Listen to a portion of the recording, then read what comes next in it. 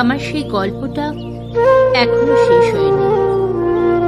শোনো, পাহাড়টা আগেই বলেছি ভালোবেসেছিল মেঘকে, আর মেঘ কিভাবে শুকনো খটখটে পাহাড়টাকে বানিয়ে তুলেছিল ২৬ বছরের ছোকরা, সে তো আগেই শুনেছ।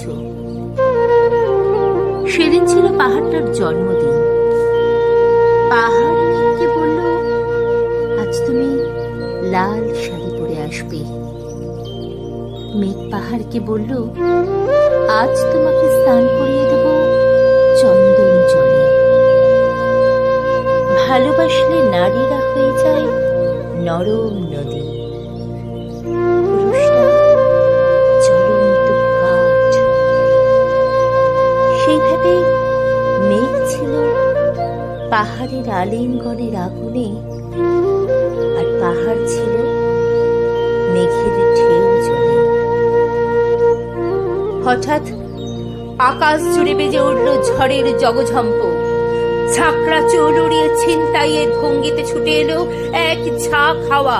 মেঘের আঁচলে টান মেরে বলল, ওঠ ছুরি, তোর বিয়ে। এখনো শেষ হয়নি গল্পটা।